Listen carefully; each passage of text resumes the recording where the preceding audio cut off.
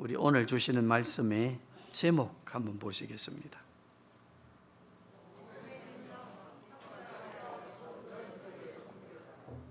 네, 다시 한번요.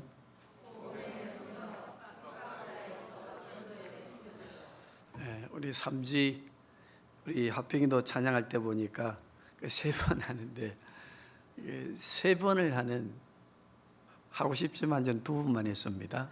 왜 하는가? 왜 할 것 같아요? 설교자가 제목을 이렇게 반복할 때는 왜 할까요? 이제 팁을 드리면은요, 그 주제에 맞추어서 내 자신을 한번 살펴보고 말씀을 기대하는 무엇을 가지기 위해서입니까? 이 열망하는 마음, 뭘 가지기 위해서입니다. 복음의 능력, 우리도 다 가지고 있습니다. 핍박자가 복음의 증인으로서의 순교자가 되는 삶으로 갔다고 하는 제목입니다. 그러면 이 제목을 다시 한번 우리가 반복해 보실 때 무슨 마음을 가질까요? 나도 복음의 능력을 가졌는데 나는 도대체 한 주간 어떻게 살아왔는가? 예수 믿으세요 한마디도 못하고 한 주간을 지내오지는 아니했는가? 라고 하는 게 마음에 성령 하나님이 주시는 이게 조명하심의 마음이, 깨닫게 하시는 마음이 있을까 없을까요? 있어야 돼요. 그래야 우리가 더 말씀을 통해서 깊은 은혜의 세계로 들어갈 수 있거든요. 제목 시간 바쁜데 2번, 3번 했었노? 그래 하지 마시고 이제부터는 제목이나 찬송을 반복할 때는 그 찬송의 내용과 제목의 내용과 내 자신을 성찰해 보면서 성령의 음성을 듣는 귀한 시간이 되도록 하시는 우리 성도님들의 수준이 될 수 있기를 바랍니다. 오늘 교회당에 오실 때에 어떤 마음으로 오셨어요? 끌려오는 마음으로 찰 수 없어서 날은 채워야 되겠고 오신 겁니까?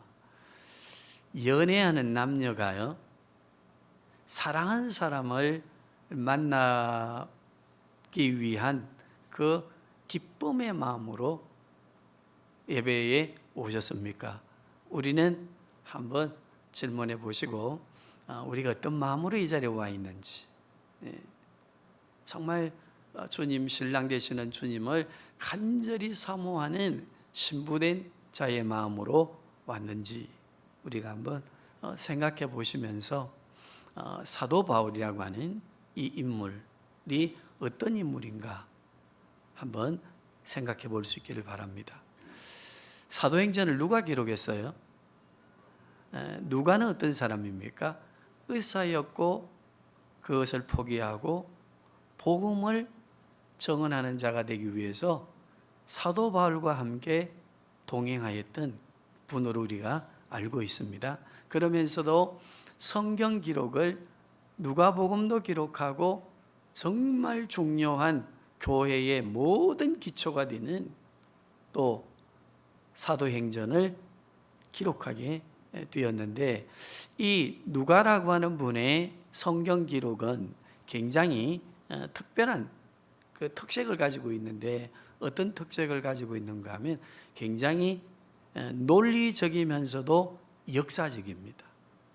역사적이면서도 굉장히 논리적입니다. 그래서 사도행전을 보시면은요, 어떤 논리가 딱 있는가 하면 우리가 꼭 기억해야 됩니다. 사도행전은 너무너무 중요한 것이기 때문에 말씀이 주어지면 거기에 성령이 역사하시고 성령이 역사하시는 거기에 기적이 일어납니다. 자, 어떤 패턴으로 되어 있다고요? 말씀이 주어지고 성령이 역사하시고 뭐가 일어난다? 기적이 일어납니다. 사도행전을 꼼꼼히 읽어보시면요, 베드로의 설교가 있고 그리고 3장에 가면 안전병이를 일으키는 기적이 있습니다. 그리고 스데반 보십시오. 스데반의 설교 공회 앞에서 6장을 가보면요, 당당하게 사내들은 공회 의원들과 토론하는 토론의 장면이 나오면서 그 6장 마지막 절 15절을 가보면은 스데반의 얼굴이 어땠다고 했습니까? 막 두려워 떠는 얼굴이 아니었어요. 천사의 얼굴과 같았어요. 저는 이 설교를 준비하면서 부끄러웠어요. 박 목사님이 저 도계동 시장 사거리 나가서 복음을 전해라 이래 하면은요, 논쟁에 오는 사람이 없어도 주눅이 들어가지고 막 짤바를 모르고 하는 이 목사의 모습을 한번 생각해보고 스데반의 모습을 한번 보았어요. 서슬 시퍼런 형장으로 끌려갈 수 있고, 사내들인 공회는 이게 사형도 시킬 수 있는 권한을 가지고 있는 그들 앞에서 논리적으로 논쟁하고 복음에 대한 것을 설명하는 데 있어서 어떻게 했다고 했습니까? 담대했는데 어떤 담대함이었어요? 천사의 얼굴과 같았다. 준비하면서 저의 모습도 보았습니다. 우리 성도님들도 한번 생각해 볼 수 있기를 바랍니다. 그런데 7장에 가면은요, 스데반에 뭐가 나옵니까? 장구한 성경에 나와 있는 설교가 있습니다. 지금 목사들이 뭐 설교학 공부하면서 자꾸 인위적으로 이렇게 바꾸는데, 성경의 말씀으로 우리에게 주어진 설교가 사도행전에는 여러 편이 있습니다. 그 중에 중요한 설교 중에 하나가 스데반의 설교입니다. 이 스데반의 설교가 주어지고 그 다음에 순교사가 나옵니다. 누가 죽지요? 스데반이 순교당합니다. 그런데 그 순교당하는 현장에 누가 있었습니까? 사울이라고 하는 청년이 있었습니다. 6장의 공회 앞에서 하는 일과 설교의 내용과 그리고 순교하면서 순교자의 모습의 스데반을 보았습니다. 스데반의 모습이 어떻게 죽어갔습니까? 하늘 문이 열리고 그리스도께서 나를 기다리신다 하시면서 무릎을 꿇고 기도를 하는데 누구의 얼굴과 같았어요? 천사의 얼굴과 같았어요. 우러러 보면서 기도한 내용이 무엇이었습니까? 저들의 죄를 알지 못하오니 저들을 어찌해 달라고요? 용서해 달라고 하는 기도를 드리면서 성경을 보면 죽었다 하지 아니하고 잤다고 그렇게 표현을 했습니다. 이것을 지금 누가 기록하고 있습니까? 누가가 기록하고 있습니다. 누가는 항상 성령이 충만하다고 할 때는 그 앞에 무엇이 나온다고요? 말씀이나 설교가 나오고, 그 다음에 성령의 역사가 있고, 그 다음에 기적이 일어납니다. 그리고 오늘 이 본문의 말씀을 보면은 거기에 의기양양해 있었던 사울이라고 하는 사람이, 오늘 본문의 내용은 다메섹이라고 하는 도성에 그리스도인들이 많이 모여 있다고 하는 것을 듣고 또 잡아서 죽이든지 감옥에 보내기 위해서, 박해하기 위해서 지금 가고 있는 중에 누구를 만납니까? 홀연히 빛 가운데 임하시는 예수 그리스도를 만나는데, 사도 바울이 깜짝 사울이 놀라서 물었어요. 어떻게 물었습니까? 당신이 누구입니까? 그랬더니 나는 내가 박해하는 핍박하는 예수다, 이렇게 말씀하셨어요. 그리고 눈이 캄캄해지고 성 안으로 들어가서 아나니아라고 하는 선지자에게 안수를 받을 때에 누가 충만했다고 말씀하지요? 성령이 충만하여서, 그리고 눈이 다시 밝아졌고, 그리고 이어서 나오는 9장의 내용이요, 바로 사도 바울이 전도자가 되어 있는 모습으로 소개되어지고 있습니다.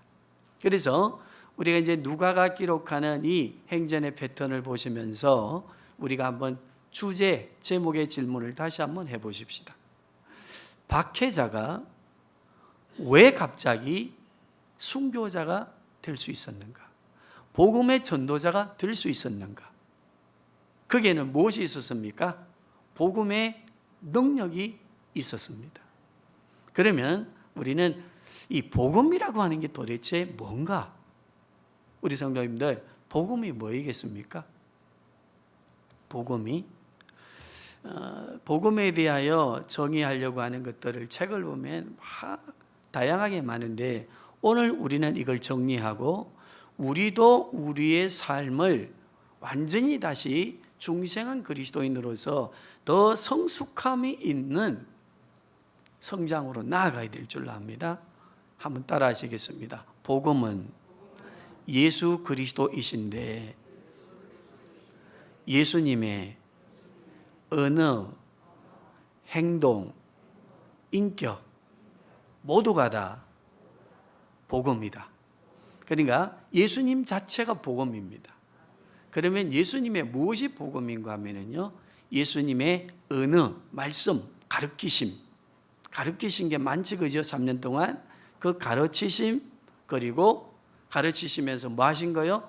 행동하신 거, 그리고 소외된 자들과 사람들을 만날 때에 대하신 예수님의 인격, 그 자체가 복음입니다. 그러면 사도 바울은 이 복음이신 예수 그리스도에 관하여 어떻게 생각했는가? 예수님을 딱 다메섹 도상에서 만나고 난 뒤에 자, 우리 로마서 1장 1절에서 6절까지 한번 보시겠습니다. 복음이신 예수님을 어떻게 이해했는가? 로마서 1장 1절에서 6절 시작.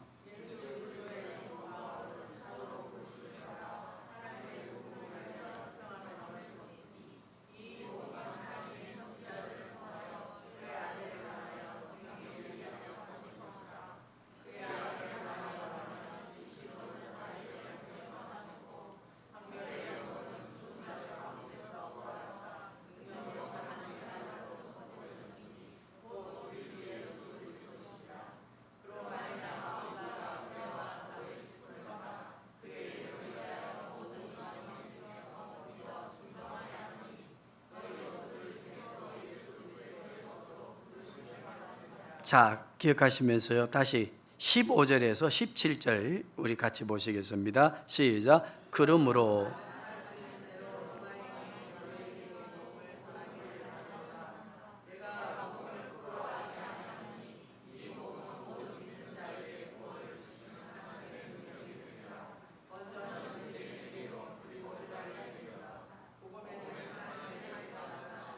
믿음으로 믿음에 이르게 하나니 기록된 바 오직 의인은 믿음으로 말미암아 살리라 함과 같으니라. 오늘 이 로마서의 말씀 속에서 사도 바울은 예수님을 만나고 예수님이 복음이심을 굳게 믿고 변화되어져서 복음에 대한 정의를 하고 있습니다. 예수님을 다메섹 도상에서 만나기 전까지 사도 바울은 어떤 사람이었습니까? 율법에 정통한 사람이었습니다. 그런데 오늘 여기 복음이신 예수 그리스도를 만나고 난 뒤에 복음이 무엇인가를 알고 이제 담대하게 로마 또는 그 시대를 향하여 외치는데 뭐라고 말씀했습니까? 나는 복음을 어찌한다? 부끄러워하지 않는다. 부끄러워하지 않는다는 거기에는요, 내가 조금도 수치스럽게 생각하지 않는다. 복음 전감을 두렵게 생각하지 않는다. 나는 복음 전거를 위해서 이 복음이신 예수 그리스도를 증언함에 있어서 나의 생명도 아깝게 여기지 않는다고 하는 의미에 부끄럽지 않다고 하는 의미입니다. 우리가 제일 무서운 사람이 어떤 사람이에요? 한번 따라해 보세요. 죽을 뚱, 살뚱, 모르고 덤비는 사람.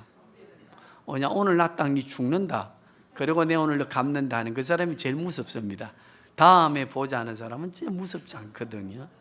이 사도 바울은 부끄럽지 않다. 로마 교회를 향해서, 또 그 시대를 향해서, 오늘 우리 성도들을 향해서 나는 복음을 위해서 부끄럽지 않은 삶을 삽니다. 부끄럽지 않습니다. 나는 복음을 위해서 죽을 각오가 되어 있습니다. 그러면 도대체 복음은 뭐라고 했습니까? 세 가지. 다시 예수님이 가르치신 것, 두 번째 예수님이 행동하신 것, 세 번째 예수님의 온전하신 인격 그 자체. 그러면 사도 바울은 예수님, 복음이신 예수님을 만나고 그 가르치신 내용 속에 복음의 내용, 어떤 내용이 있었기에 도대체 이렇게 사람을 바꾸어 놓았는가? 궁금하지 않습니까? 자, 오늘 우리가 잘 아는 것이지만 정리를 다시 하도록 하겠습니다. 사도 바울은 구약에 정통했기 때문에 하나님이 천지를 만드셨다고 하는 창조신앙을 가졌을까 안 가졌을까요? 가졌어요. 그런데 예수님을 만나고 난 뒤에 창조신앙이 바뀌었어요.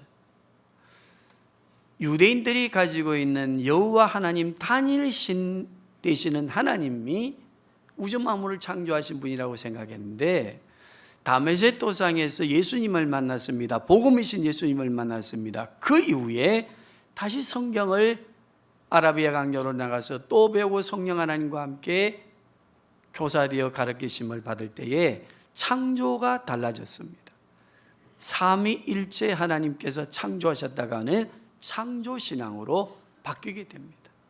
우리 성도님들, 예수 그리스도를 구주로 고백하고 난 이후에 복음이신 예수 그리스도를 만난 후에 우리의 신앙이 거듭난 신앙으로 바뀌게 되어지면 창조의 신앙이 바뀌어야 돼요. 대부분이 창조론 이야기하는 사람들은 자꾸 진화론과 창조론을 대비해서 말하려고 하는데 그건 과학적 개념이고, 성경은 우리에게 창조에 대하여 뭐라고 말씀하시는가 하면요, 성부, 성자, 성령 하나님께서 만드셨다는 거다. 이 신앙으로 사도 바울이 바뀌어가면서 모든 사도 바울의 선교 여정과 성경을 기록할 때는요, 기원에서부터 내용에서부터 말미에 마무리하는 결론에까지도 성부와 성자와 성령의 이름을 빼놓지 않습니다. 이 창조신앙을 예수님을 만나고 난 이후에 알았습니다. 우리의 창조신앙은 도대체 무엇입니까? 두 번째, 사도 바울은 알았습니다. 인류의 질병이 들어오게 되고 죽음이 들어오게 된 것은 유대인만의 어떤 특권이 있는 개념이 아니라 율법으로 알았을 때 그렇게 알았거든요. 그런데 이 땅에 인류가 죽음을 맞이하게 되고 고통 가운데 살게 되어지는 이유가 하나님과의 관계에서 계명을, 언약을 파괴한 뭐의 결과라고 보았습니까? 죄의 결과로 보았습니다. 왜 인류의 고통을 당하게 됩니까? 뭐 건강관리를 안 해서 그렇습니까? 맞습니다. 그것은 우리의 판단하는 책임의 영역에서의 의미이지, 큰 의미에서 보면, 복음 의미에서 보면 우리는 하나님의 법을 어긴 죄로 말미암아 우리에게 이 모든 고통이 들어왔습니다. 그러면 하나님 앞에 범죄하고 언약을 깨뜨린 죄로 말미암아 우리에게 이 고통이 왔다고 한다면은, 죽음이 왔다고 한다면은 이걸 그러면 어떻게 해결해야 되느냐를 사도 바울이 예수님을 만나기 전에는 율법으로 해결하려고 했습니다. 그런데 다메섹 도상에서 예수님을 만나고 난 뒤에 비로소 알았습니다. 우리가 살 길이, 우리가 다시 하나님과 깨어진 언약을 회복하는 길은 누구밖에 없다? 그리스도이신 복음이신 예수님을 통해서만 된다. 그래서 율법과 복음에 관한 것을 정확하게 로마서, 갈라디아서, 교리 서신들을 기록하면서 정리해 주었습니다. 율법으로는 안 된다. 뭐로 된다는 겁니까? 그리스도를 통해서. 오늘 로마서 1장에서부터 나오는 15절에서 17절, 그 17절은 너무너무 유명한 우리 개혁주의의 신학 고백이 되는 것 아니겠습니까? 오직 의인은 뭐로 산다? 법으로 사는 게 아닙니다. 믿음으로 삽니다. 복음으로 삽니다. 복음이신 예수 그리스도를 통해 삽니다. 그렇게 고백했습니다. 그러면서 그리스도를 통해서 우리가 구원받는다면, 모든 하나님과의 깨어진 관계를 회복한다고 한다면 도대체 예수님이 가르치신 것들을 통해서 되어지는데 그 가르치신 것들이 무엇인가? 사도 바울은 복음 전도에서 자기가 기록하는 성경 13권 속에 다 기록하기를 한번 따라 하시겠습니다. 죽으심. 그 앞에 뭐가 있는가 하면요, 따라해 보세요. 성육신 하심. 하나님이신데 하나님 되심을 포기하시고 사람의 몸을 입고 이 땅에 오셔서 우리 죄를 짊어지셨다. 어떻게 짊어지셨어요? 우리가 하나님의 법을 어기고 죽을 수밖에 없는 그 죄, 그리고 그 죄의 결과, 죽음까지 다 짊어지시고 우리를 살려주시기 위해서 언약을 회복하는 회복의 백성들이, 자녀들이 되도록 하시기 위해서 어찌하셨습니까?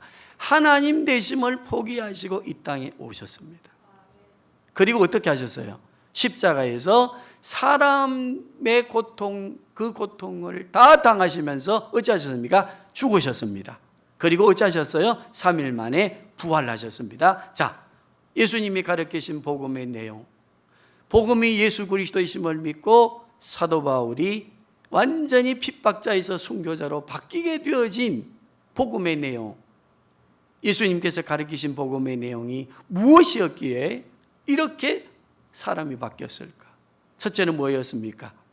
창조, 타락, 구속. 그 구속에 있어서 누구를 통해 된다? 그리스도를 통해서 된다. 그러면 복음 대신 그리스도를 통해서 되는데, 그리스도가 복음이신데 그리스도가 복음이신 그 내용들이 무엇인가에 있어서 첫째는 뭐였습니까?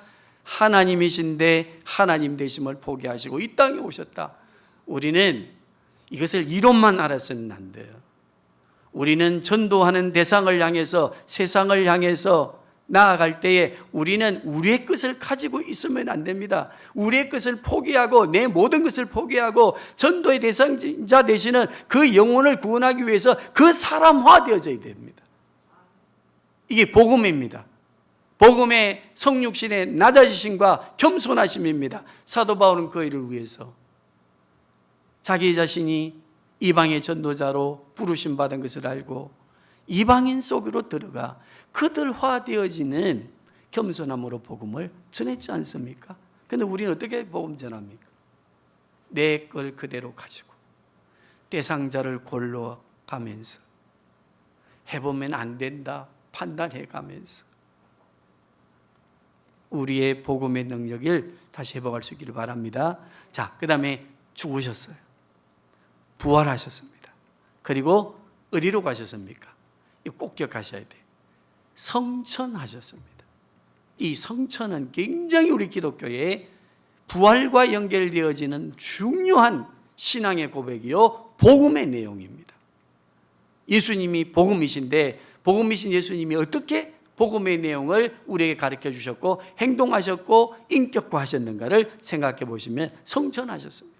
성천하시고 난 뒤에 어디에서 기도하고 계십니까? 보좌 우편에서 우리를 위하여 뭐하고 계시지요?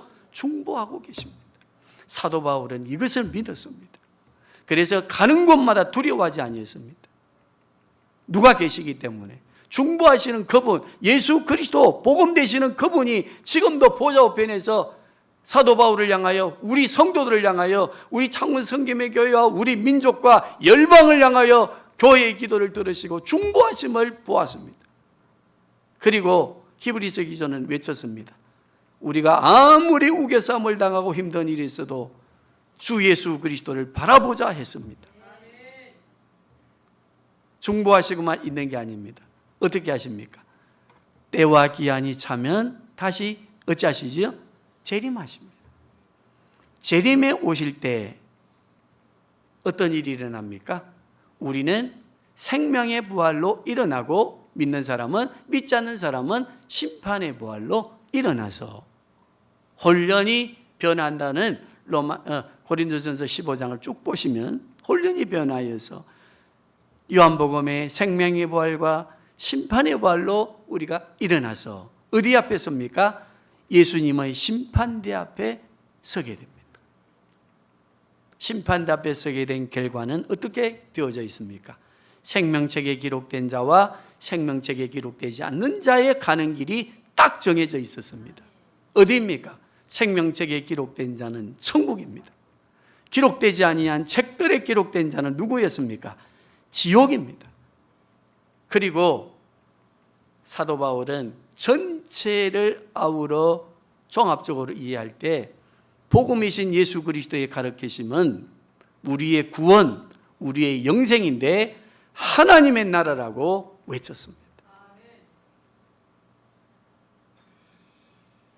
사도행전 1장을 보면은요, 예수님이 부활하셔서 40일 동안 이 땅에 계실 때 뭘 하셨다고 했습니까?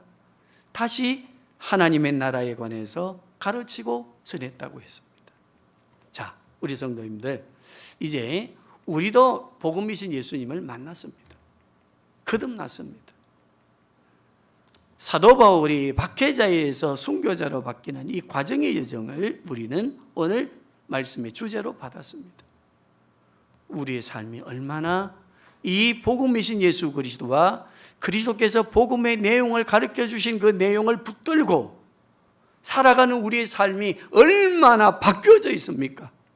세상 사람들이 보기에 저 사람들은 재림을 기다리는 사람들이야, 저 사람은 천국이 있음을 믿는 사람들이야, 저 사람들은 하나님이신 예수 그리스도가 하나님 되심을 포기하고 이 땅에 오셔서 사람의 몸을 입고 죄인을 구원하기 위해서 죽었다고 하는 것을 믿는 사람들이야. 그러므로 저 사람들은 우리보다 뛰어나고 우리보다 더 능력 있는 사람들이지만은 낮고 천한 우리를 위하여 섬기고 우리에게로 다가와 복음을 전하는데 우리와 같은 사람들로 복음을 전하는 사람들이야. 저렇게 변화된 사람들이라고 말할 수 있는 우리 교회의 모습들이, 우리 성도들의 모습이, 우리 목회자들의 모습이 되어 있는지를 우리는 한번 생각해 보고 고민해 보아야 될 줄로 믿습니다.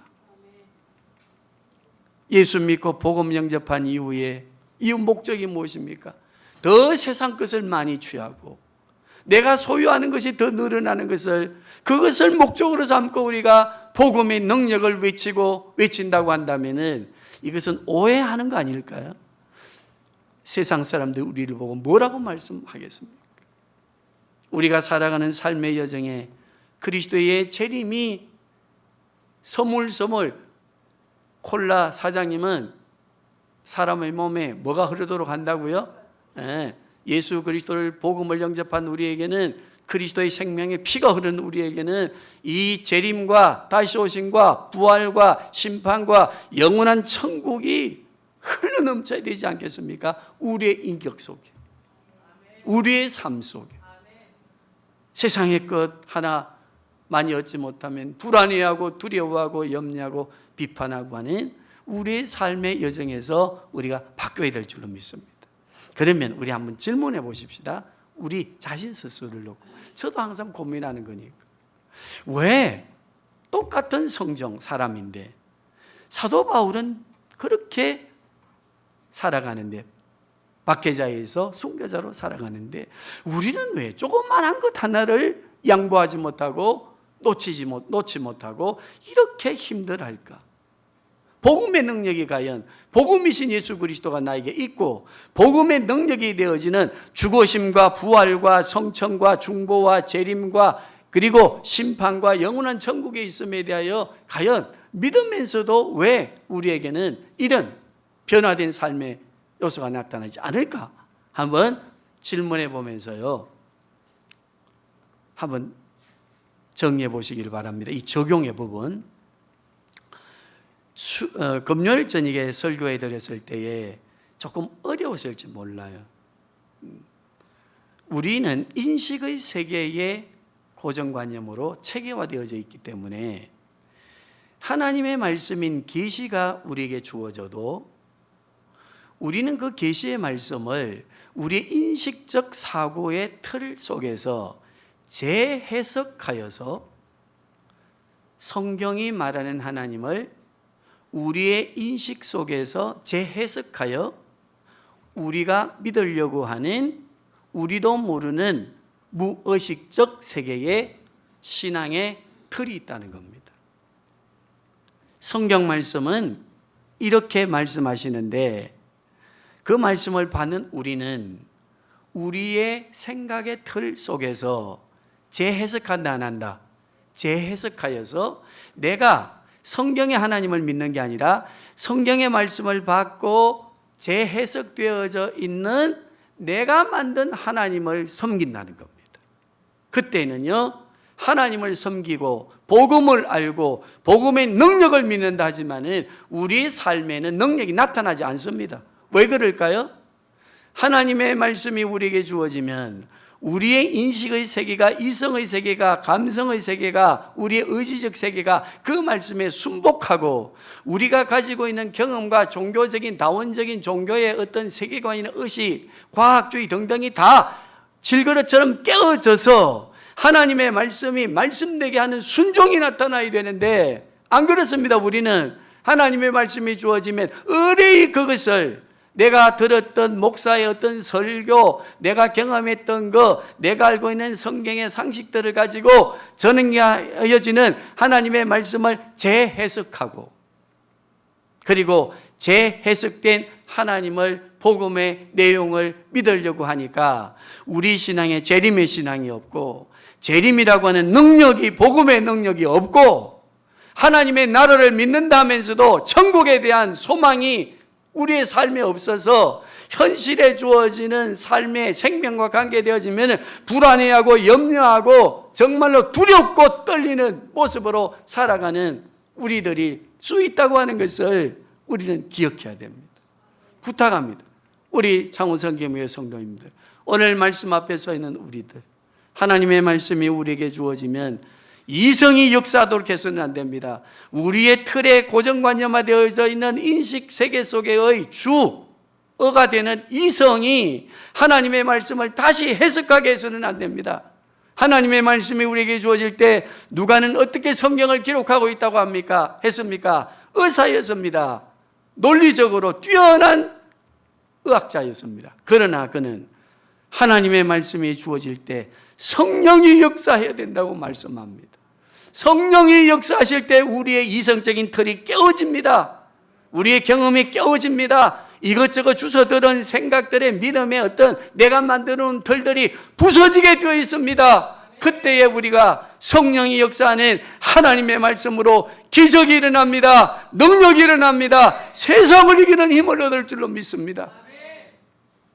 하나님의 말씀이 주어지면 성령이 역사하셔야 되지 우리의 생각으로 재해석하려고 하는 교만함이 있어서는 안 됩니다. 그때는 능력이 나타나는 게 아닙니다. 나의 염려에 다시 반복되어지는 세상의 근심과 걱정 속에 사로잡혀 있는 예수 믿는 성도들이 될 수밖에 없습니다.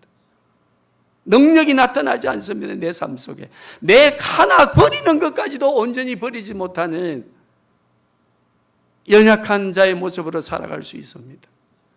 성령이 역사하는 하나님의 말씀 앞에 하나님의 말씀을 통하여 성령이 역사하도록 하십시다. 예수 그리스도를 구주로 고백하는 우리, 그리스도가 복음이요 복음이신 예수 그리스도가 가르치신 복음의 내용을 그대로 믿는다고 한다면 그리스도께서 하나님 되심을 포기하시고 이 땅에 오신 겸손함과 온유함을 우리도 배워야 됩니다. 그리고 우리는 세상으로 가야 합니다. 그래서 너희는 세상으로 가는 소금이다 했습니다. 너 자신을 태우는 빛이라 했습니다. 그리고 인류의 죄를 대신 짊어지신 그 예수 그리스도의 죽으심과 부활하심과 성천하심과 중보하심과 재림하심과 우리의 부활과 그리고 심판과 영원한 천국으로 이어지는 이 복음의 삶이 우리의 삶 안에, 우리의 인격 안에, 우리의 끝없는 우리의 삶 안에 넘쳐나야 됩니다. 목사들이 위험한 게 뭔가 하면 항상 성경을 연구하면서 그 조금 배운 신학의 틀을 가지고 재해석하려고 하는 구조를 갖는데, 신학하는 것은 그것을 위해 신학하는 게 아닙니다. 하나님의 말씀을 내가 받을 때에 내가 가지고 있는 이성의 틀들이 무엇인가를 알고 성령 하나님을 통해 그것을 부수어가는 작업의 원리를 배우기 위해서 신학하는 거 아니겠습니까? 그런데 오히려 신학도가 되면은 우리의 배운 신학의 이성적인 학문의 구조를 가지고 하나님이 어떤 넌두 어떻게 한다는 두 성경이 무슨 문서가 어떻고 하면서 비평하고 평가하려고 하는 교만한 재해석을 통해서 아무리 명쾌한 설교를 하여도 그 사람에게는 복음의 능력이 나타나지 않습니다. 무신론적 신학자들이 얼마나 많은지, 또 유신론적 무신론주의 성도들이 얼마나 교회 안에 있는지를 말씀드렸지 않습니까? 우리 성도님들, 우리는 이성을 부서뜨리는, 이 이성은 아무리 위대해 보여도 그건 질그릇입니다. 하나님의 말씀으로 성령의 역사로 그것을 부수어가는 복음의 능력을 우리가 가지고 우리가 이 땅을 살아갈 때에 우리의 가정 안에 기적이 일어날 줄로 믿습니다. 치유가 일어날 줄로 믿습니다. 병자도 일어날 줄로 믿습니다. 복음의 능력으로.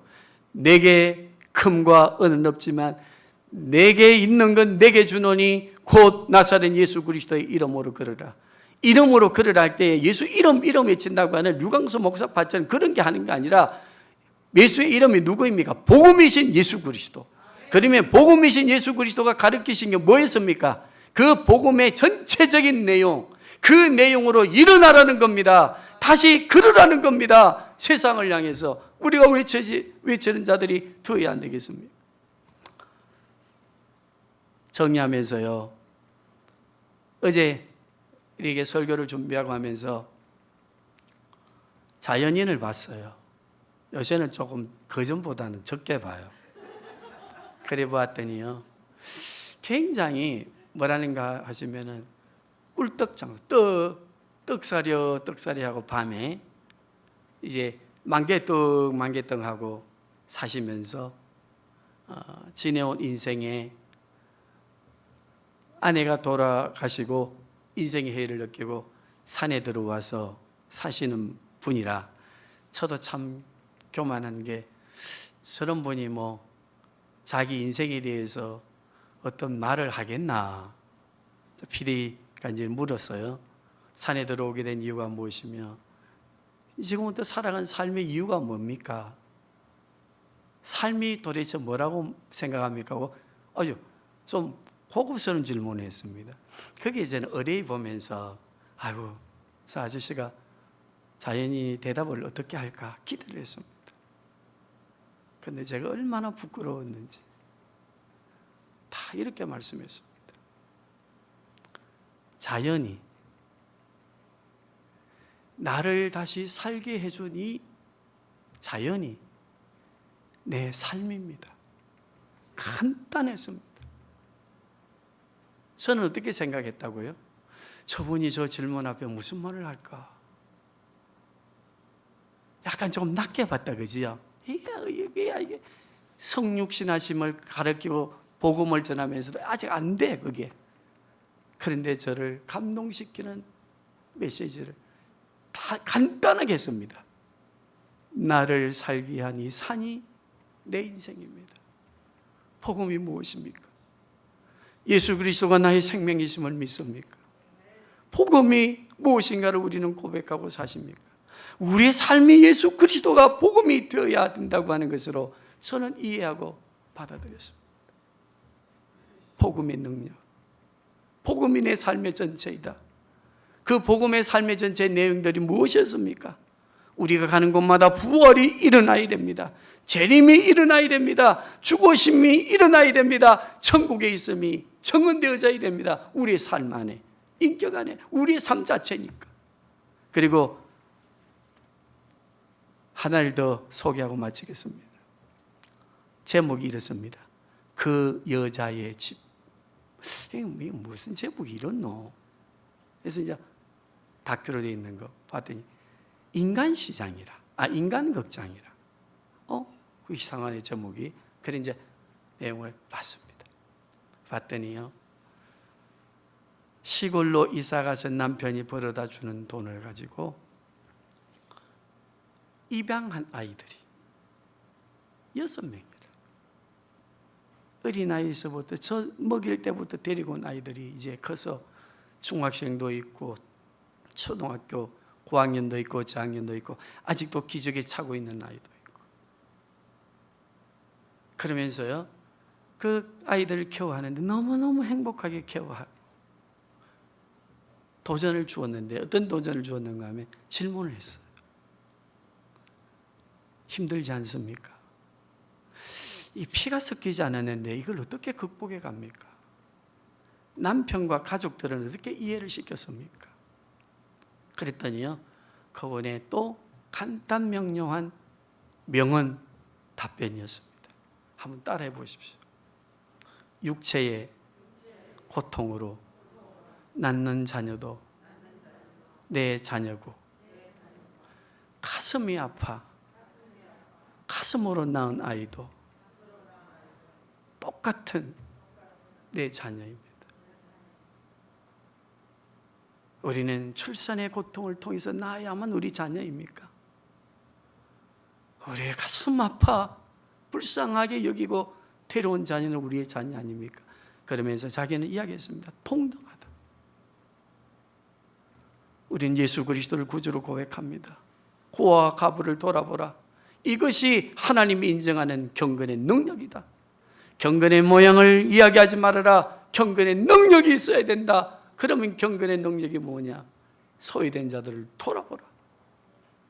우리 아이도 하나 너 키우지 못해서 전전긍긍하고 친가에 맡기고 외가에 맡기고 막 등등하는 우리들의 모습 속에 우리 입양 하나 하라고 주님이 명령할 박 목사야 니 하나 해봐라 이라면은 저 자신 없습니다. 첫째 자신은 막 허락을 받아야 되는데 되겠습니까? 못한다 나는 당신이 할 거면 해라. 그지요? 우리는 복음의 능력, 핍박자가 순교자로 바뀌는 능력, 복음 우리도 가졌습니다. 자녀의 권세, 복음을 가졌습니다. 우리는 우리 자신을 바꾸어 가고 우리가 머물러 가 있는 그곳에 두나미스가 되어야 됩니다. 핵폭탄이 되어야 됩니다. 다이너마이트가 되어야 됩니다. 무엇으로요? 복음의 삶으로.